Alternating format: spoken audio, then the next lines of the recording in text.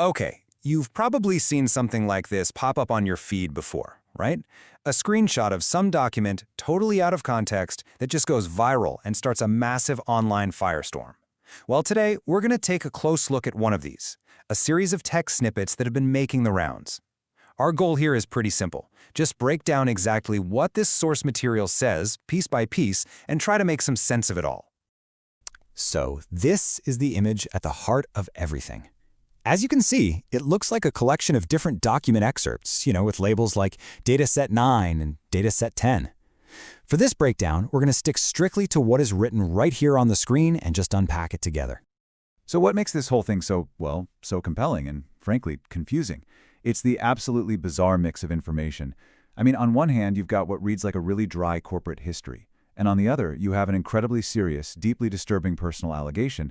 They just don't seem like they belong in the same universe. Let's break down each element to see what's actually going on here. All right, first things first, let's tackle the business side of it. A few of these excerpts are all about Donald Trump's casino businesses, and they take us way back to the 1980s. The text really zeroes in on a time of pretty rapid growth and big changes for his properties in Atlantic City. So here's the timeline it lays out.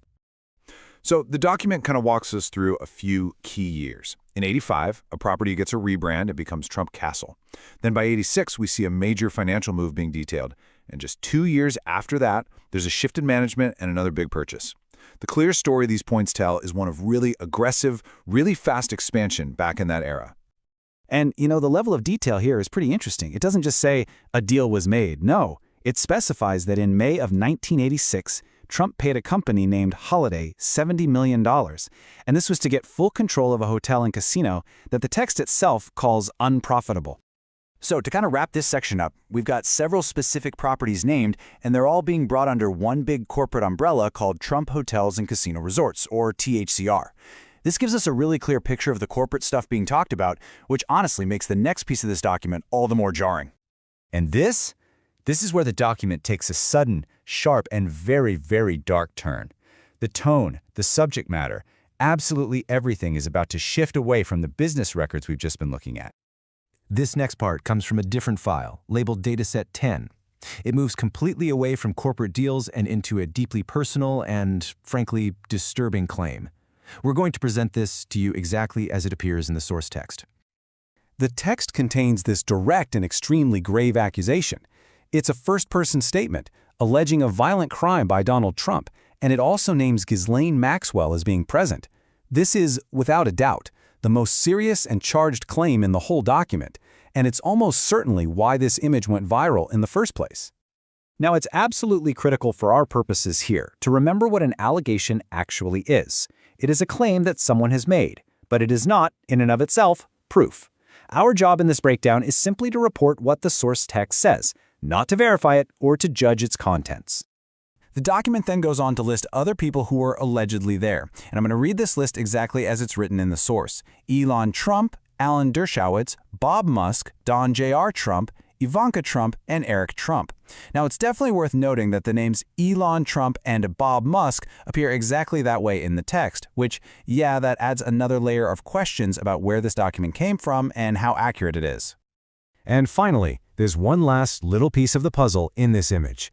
But unlike the others, this one is really just a fragment, which is something you see all the time when you're looking at raw excerpts like this. This is it. This is the entire fragment.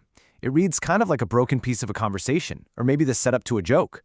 Without any of the surrounding text, it's just impossible to know what it means, or if it's relevant at all.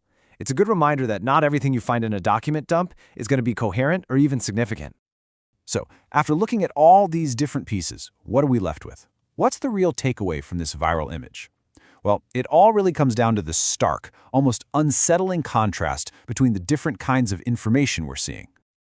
On one side, you have the dry, factual language of corporate filings, deals, dates, dollar amounts. And on the other side, you've got an explosive, unverified allegation of a horrific crime, naming multiple public figures.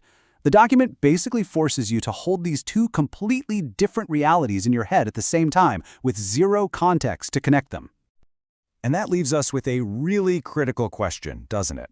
In an age where raw, unvetted information can spread around the world instantly, how do we process it? How do we learn to separate verifiable history from serious but unproven allegations? And how do we tell both of those apart from just random digital noise? That is the challenge that documents like this one present.